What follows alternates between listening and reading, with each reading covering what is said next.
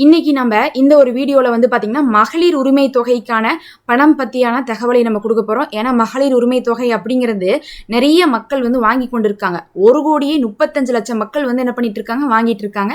அதுவும் வந்து பாத்தீங்கன்னா இப்ப நமக்கு வந்து 15ஆம் தேதியை நம்ம நெருங்கிட்டு இருக்கோம். ஒவ்வொரு மாதம் 15ஆம் தேதியும் மகளிர் உரிமை தொகை வந்துட்டு இருந்தனால இந்த மாசம் 15ஆம் தேதி மகளிர் உரிமை தொகை வருமா அப்படிங்கக்கூடிய பல கேள்விகள் இருந்து கொண்டிருக்குது.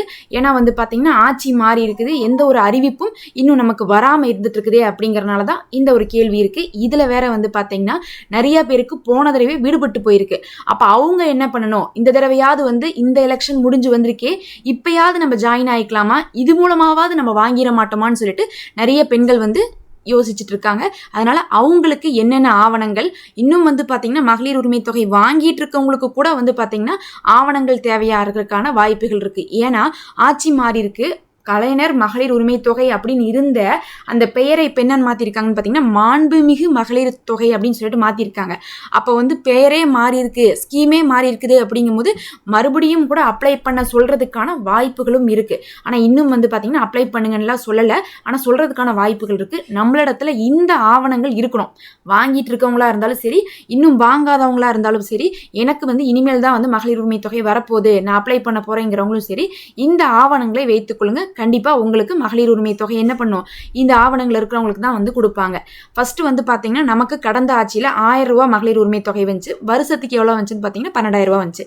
இந்த தடவை வந்து பாத்தீங்கன்னா ஆட்சி மாறும் போது எல்லாருமே 2000 ரூபாய்க்கு சொல்லியிருந்தாங்க மகளிர் உரிமை தொகை. அதுல வந்து பாத்தீங்கன்னா டிவிகே வந்து 2500 ரூபாய் சொல்லியிருந்தாங்க.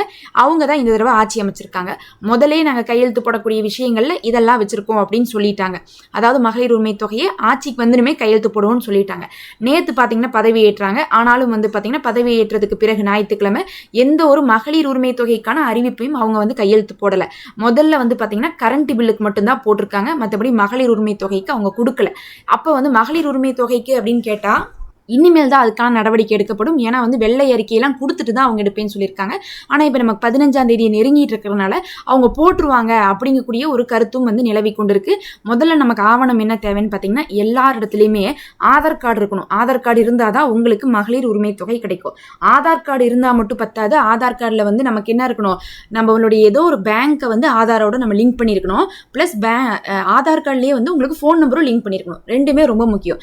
அப்போ ஆதார் கார்டில் ஃபோன் நம்பர் லிங்க் ஆயிருக்கணும். நம்மளுடைய பேங்க்கோட வந்து பார்த்தீங்கன்னா ஆதார் கார்டு வந்து லிங்க் ஆயிருக்கணும். ஏன்னா ஆதார் கார்டு வந்து எந்த பேங்க் அக்கௌண்ட்டோட லிங்க் ஆயிருக்கோ அந்த அக்கௌண்ட்டுக்கு தான் நமக்கு காசு கொடுப்பாங்க. அப்போ உங்களுடைய அக்கௌண்ட்டை வந்து நீங்கள் என்ன பண்ணுங்க, லிங்க் பண்ணி வச்சிருந்திருப்பீங்க, இதுவரை பண்ணியிருந்திருப்பீங்க. ஏன்னா வந்து பார்த்தீங்கன்னா பேங்க் எல்லாமே ஆதாரோட ரொம்ப நாளாகவே லிங்க் பண்ணிட்டு இருக்காங்க. இல்லை நான் பண்ணவே இல்லைனாலும் கூட ஏதோ ஒரு பேங்க்ல வந்து நம்ம ஆதார் நம்பர் கொடுத்து நம்ம வந்து என்ன பண்ணிக்கணும், நம்ம பேங்க் அக்கௌண்ட்ல வந்து நம்ம லிங்க் பண்ணி வச்சுக்கணும். அந்த அக்கௌண்ட்டை தான் நம்ம இதுக்கு யூஸ் பண்ணணும். அப்போ பேங்க் பாஸ்புக்கு, ஆதார் கார்டு, அது இல்லாமல் இபி பில்லு. இபி பில்லுனா உங்கள் வீட்டுடைய கரண்ட் பில், வீட்டு வாடகை வீடாக இருந்தாலும் இல்லை வந்து எந்த வீடாக இருந்தாலும் சரி, சொந்த வீடாக இருந்தாலும் சரி, கரண்ட் பில்லை கொடுக்கணும்.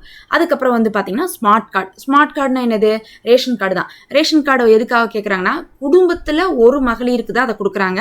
அதனால குடும்பத்துல எத்தனை பேர் சம்பாதிக்கிறாங்க, குடும்பத்துல யார் இருக்காங்க, இந்த மாதிரி தகவல்லாம் பார்ப்பாங்கல்ல. அதனால வந்து பாத்தீங்கன்னா ஸ்மார்ட் கார்டை வந்து கேட்குறாங்க. அப்போ வந்து ஸ்மார்ட் கார்டு நம்ம கண்டிப்பா கொடுக்கணும், ஆதார் கார்டு கண்டிப்பா கொடுக்கணும், இபி பில் கண்டிப்பா கொடுக்கணும், பாஸ்புக் வந்து கொடுக்கணும், பேங்க் பாஸ்புக்.